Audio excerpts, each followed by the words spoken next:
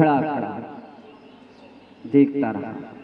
जब बिल्कुल राख हो गया तो फिर उसने दौड़ लगाई और महाराज के पास तक आ गया।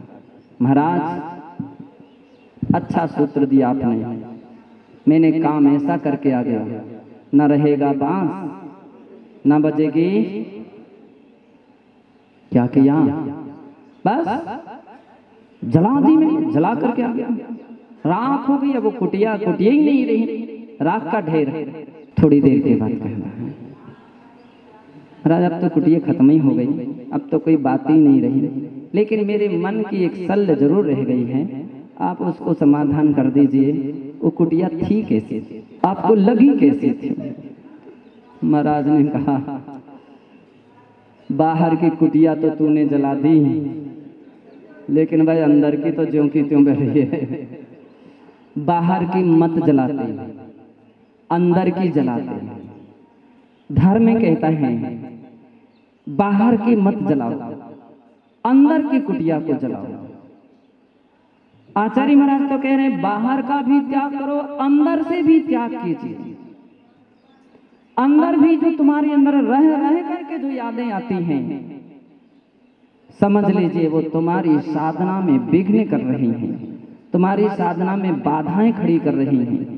जो स्मृतियां आ रही हैं, जो यादें आ रही हैं, वह तुम्हारे मोह को सींच रही हैं और तुम्हारा मोह का वृक्ष हरा भरा ज्यों का त्यों बना रहे, ज्यों का त्यों बना रहे।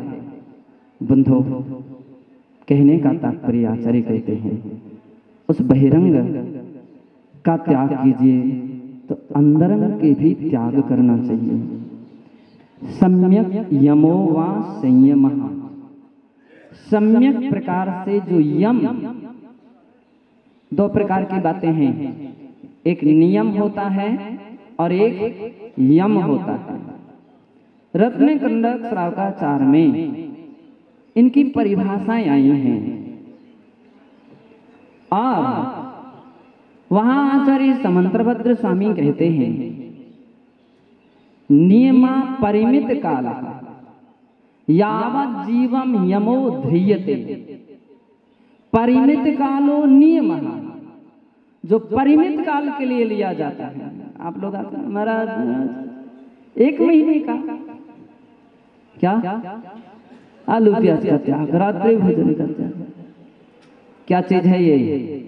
नियम है कि यम? नियम है ये, नियम। 1 साल का, 6 महीने का, ऐसे व्यक्ति नियम लेते हैं। ये नियम है, परिमित काल, जिसकी कोई ना कोई सीमा रहती है, ओ नियम होता है। और विशेष करके सारे के सारे नियम कहलाते हैं। और यावत् जीवम यमो ध्रियते, जो जीवन पर्यंत के लिए धारण किया जाता है उसका नाम क्या है? यम है। लोग यम के नाम से तो घबरा जाते हैं। यमराज किसी ने देखे हो या ना देखो, इनको जरूर देख लो। ये यमराज के ही भैया है, सबसे बड़े यमराज। वो तो छोटा भैया है, बड़े भैया तो यही है। यम के राजा हैं, सुन लो। कोई छोटे यमराज है, लेकिन उस यमराज में और इस यमराज में इतना अंतर है। वो तो लोग कहते हैं, लेकिन आम जनता सामान्य भाषा में कहती प्राणों का हरण करने वाला यमराज आयु कर्म है, लेकिन ये किसी के प्राण हरण नहीं करते हैं, ये तो सबकी रक्षा करते हैं। ये प्राण हरण नहीं करते, इसलिए दोनों में बड़ा अंतर है। वो छोटा है लेकिन ये बड़े हैं, तो बड़े के अंदर में बड़े विशेषता है, बड़कपन है। ये प्राण हरण नहीं करते हैं, रक्षा करते हैं। इसलिए आप लोग निर्भीक होकर के इनके पास आ जाते हैं। और ये परिभाषा ना समझ में आए और कह दें कि ये यमराज आ गए आपके पास, तो आप घर ही छोड़ करके भाग जाओगे। क्या कह रहे हो बंधो? यम जिंदगी पर्यंत के लिए लिए गए जो व्रत नियम संयम है उसका नाम है यम। और सम्यक प्रकार से जो यम को धारण करते हैं। मुनि व्रत 4 दिन का नहीं होता है। एक सज्जन आए, बोले महाराज कुछ दिन के लिए तो आप दीक्षा दे ही दीजिए। क्या बोले? कुछ दिन के बाद, कुछ दिन के लिए अगर समझ में आ गई तो फिर बने रहेंगे, और नहीं समझ में आ पाई तो चले जाएंगे घर। मैंने कहा ये बाजार की साग भाजी नहीं है कि खरीद लो और वापस कर दो। दुकानदार लिखते हैं क्या? बिका हुआ माल। और तो हमारे पास कभी कुछ लोग, एक दिन एक श्रावक भी आए, महाराज नियम तो ले लिया मैंने, आपने कहा एक महीने का त्याग कर दो, लेकिन हमारी समस्या सुनो, हमारी परिस्थिति सुनो, आप अपना नियम वापस ले लो। मैंने कहा यहाँ बिका हुआ माल, दिया हुआ नियम वापस नहीं लेते हैं। अब तुम जानो तुम्हारा काम, पक्के रहो, मजबूती से निभाओ। मुनि व्रत एक वीर व्रत कहा जाता है।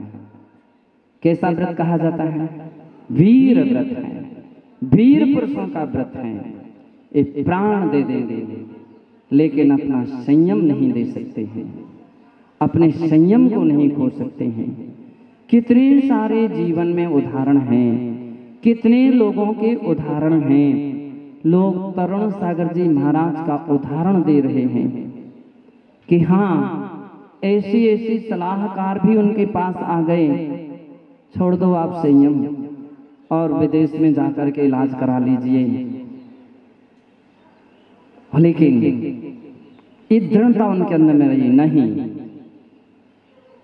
इस संयम त्याग के लिए नहीं, छोड़ने के लिए नहीं है। ये वस्तु ऐसी है, एक बार हाथ में आ जाए, अमूल्य रत्न के लिए क्या छोड़ सकते हैं।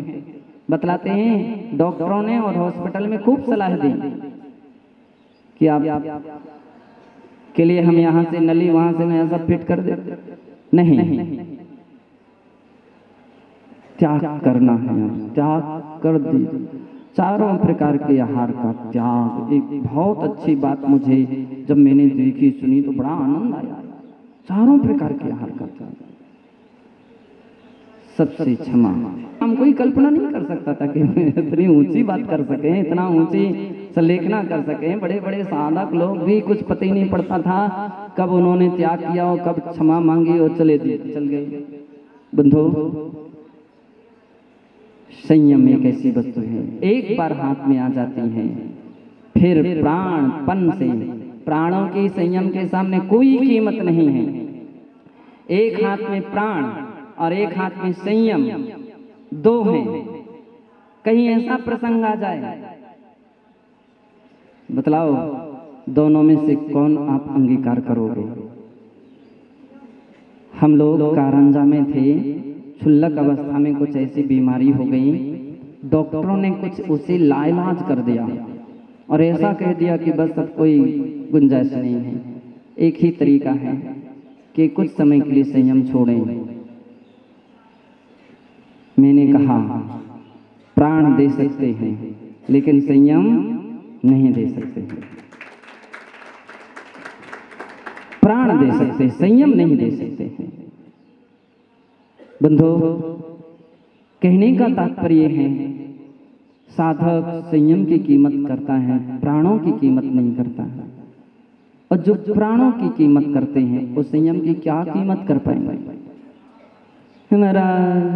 हमारे पैर छुल गए, तो पैर 10 बार देखते हो ऐसे ऐसे उठा उठा करके पैर, अरे अब कितने छुले, अब कितना खून निकला कि नहीं निकला, छोला कितना बढ़ गया, कितना हो गया, पैर पकड़े रहोगे, तुम चल नहीं पाओगे।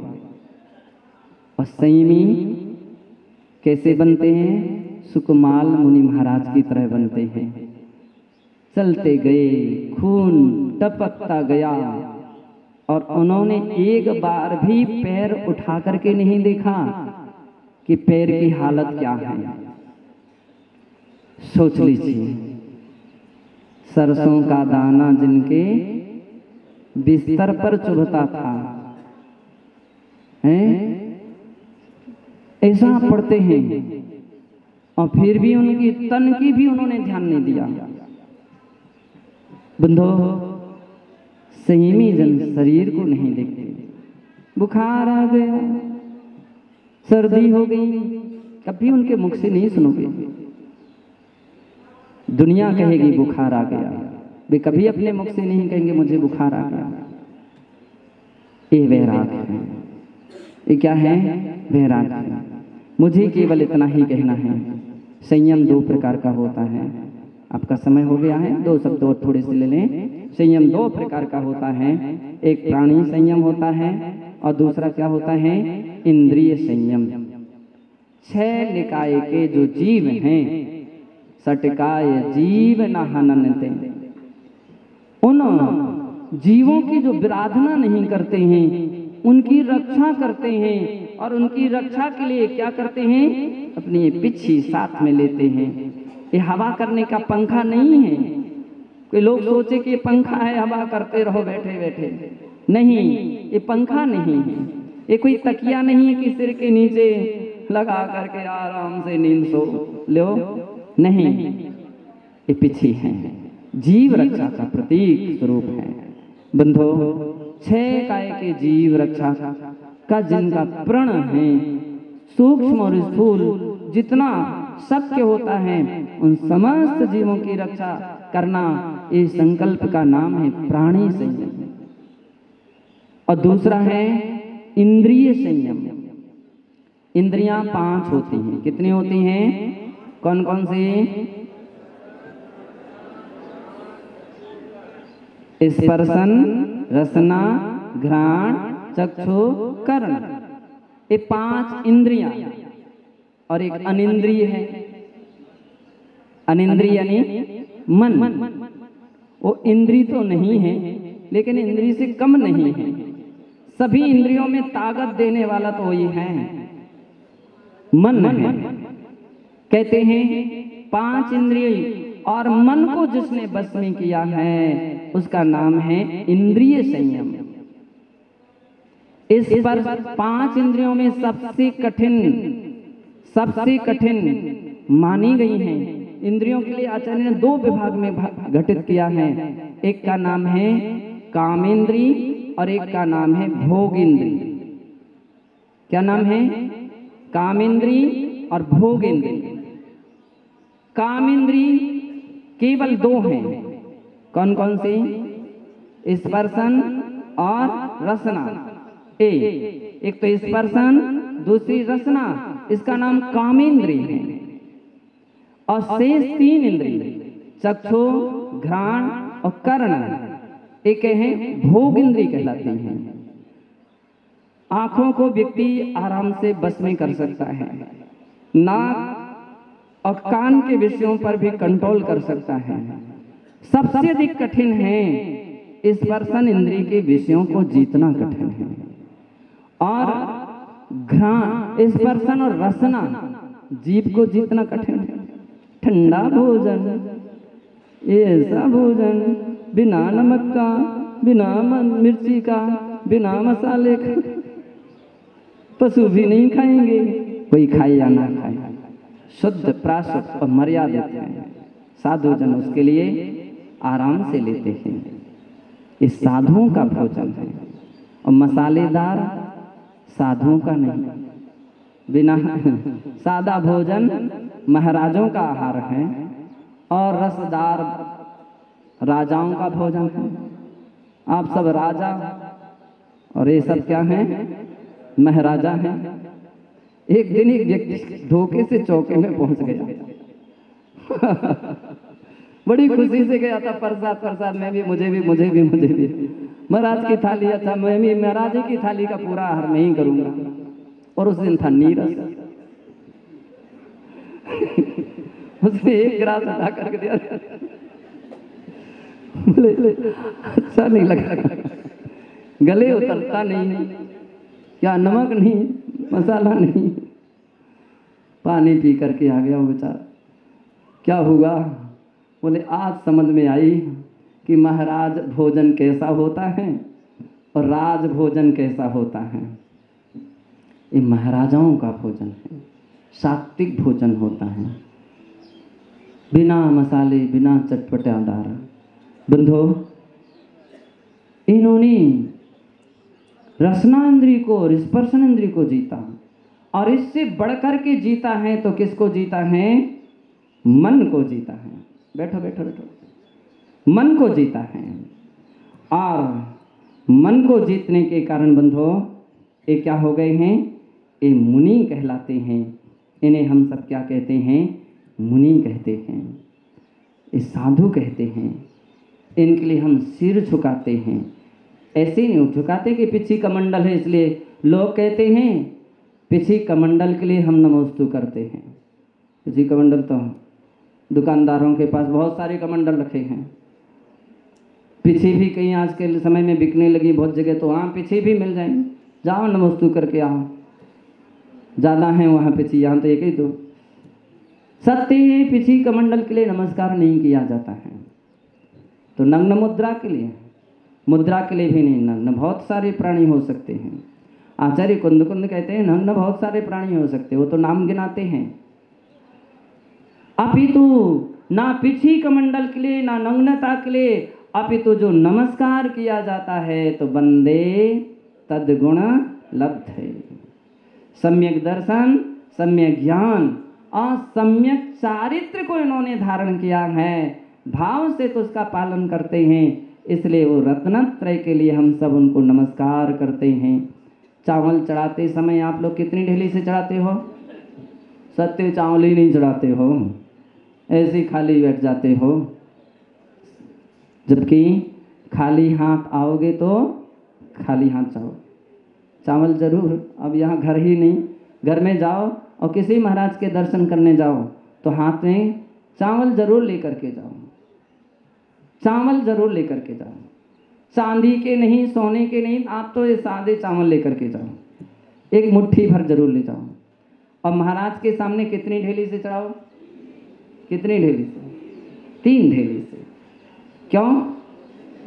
सम्यक दर्शन, सम्यक ज्ञान, सम्यक चारित्र के ये धारी हुआ करते हैं बंधो। इसलिए वे संयमी मुनिजन कहलाते हैं, उन्हें संयम कहते हैं। और आचार्य कुंद कुंद देव कहते हैं बद समिति पालनाये दंडचायण इंद्रिय जयेन परिणम मानस्य पुणो संजम धम्मो हवे तस्स। इन मुनियों के लिए ऐसा व्रत समिति का पालन, मन वचन काय को बस में करना, इंद्रियों को जीतना, रूप जो अवस्था है इनके पास हुआ करती। इसलिए हम सब उस निर्ग्रंथ दिगंबर मुद्रा के लिए भाव सहित बार बार नमस्कार करते हैं।